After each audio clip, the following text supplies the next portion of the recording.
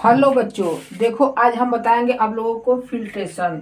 Kidney कितना filtrate करता है, यूरिन बनाता है, कैसे बनता है। ठीक, देखिए जब अफरेंट आर्टियोल से ब्लड आता है बॉमन कैप्सूल में। ठीक, बॉमन कैप्सूल है, बॉमन कैप्सूल जब आता है या अफरेंट आर्टियोल तो वह एक अलग रूप ले लेता है। क्या लेता है? ग्लोमेरुलस या ग्लोमेरुलस रूप में ले लेता है। ठीक, गुच्छेनुमा रूप में ले लेता है, बना लेता है। यह जो ग्लोमेरुलस है, फिर इससे ब्लड फिल्टर होता है बॉमन कैप्सूल में।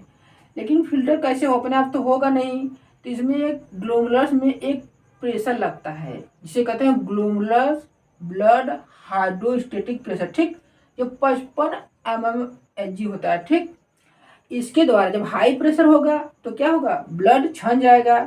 किससे? इंडोथेलियम, जो ग्लोमेरुलस का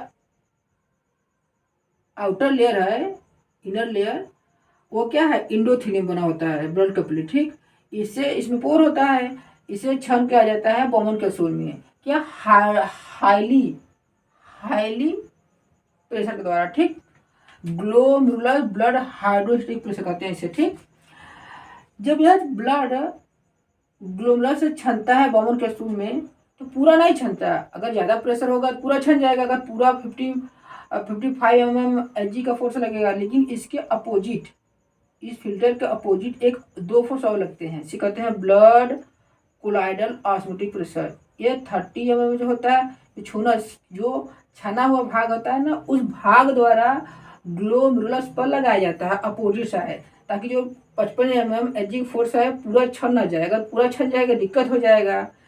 अगर ब्लड से, ब्लड कैपिलरी है, यही अफरेंट आर्टियोल ब्लड कैपिलरी है, अगर यह ग्लोमेरुलस का रूप लेता है, अगर इसमें से सारे ब्लड छन जाएगा दिक्कत हो जाएगा। तो इसमें से जो केमिकल छन जाता है बॉमन कैप्सूल में, उसे फिर ही ऑब्जर्व किया जाता है।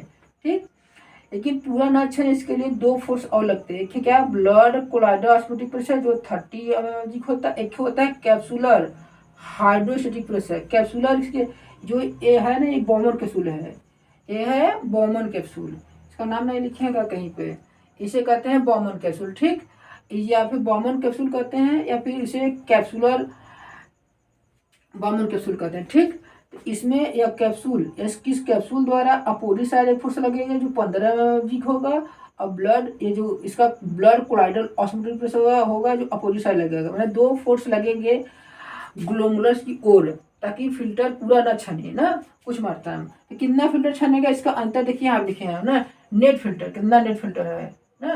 तो glomerular blood hydrostatic pressure minus blood colloidal osmotic pressure plus ये प्लस है। ठीक, प्लस ये दोनों जोड़कर जोड़ है 45 हो गया, जो अपोजिट साइड है फोर्स से जोड़ दिए हैं, ब्लड कोलाइडल ऑस्मोटिक प्रेशर और कैप्सुलर हाइड्रोस्टेटिक प्रेशर जोड़ दिए, क्या 45 हो गया, 45।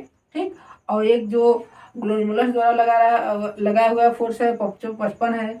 इसे घटाएंगे तो क्या होगा? 10 mmHg का फिल्टर हमें प्राप्त होगा। ये पूरा क्या फिल्टर प्राप्त होगा? 10 mmHg का, 10 mmHg का। ठीक, यही जो 10 mmHg का जो फिल्टर मिला है, यही जब आता है पीसीटी में तो उसका रीएब्जॉर्प्शन होता है। रीएब्जॉर्प्शन क्यों होता है?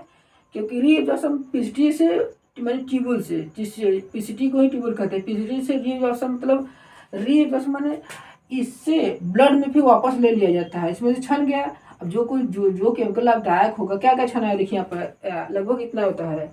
अमोनिया छन जाता है, मतलब अमोनिया निकल जाएगा।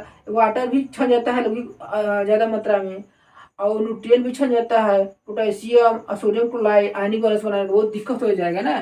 तो कुछ लाभदायक चीज़ें भी छन जाता है, उसे फिर से ब्लड में लेने के लिए अफरेंट आर्टियोल में जो है ब्लड गया है ना, निकल के अफरेंट आया है, फिर ये जो निकलता है वापस में, इसे इफरेंट आर्टियोल कहता है। इफरेंट आर्टियोल फिर वापस आकर इसी के पैरेलल वापस आकर फिर रीअब्जॉर्ब करता है। मतलब ई से प्रोक्सिमल से फिर रीअब्जॉर्ब मैंने ब्लड में लेता है। रीअब्जॉर्ब मैंने पीसीटी से प्रोक्सिमल कन्वोल्यूटेड ट्यूबुल से ब्लड में जाता है। फिर लाभदायक चीज़ें जो छना हुआ है, जैसे हो गया अमोनिया, अरे अमोनिया छोड़ दो, पोटेशियम, नाइट्रोजन क्लोराइड और न्यूट्रिएंट्स।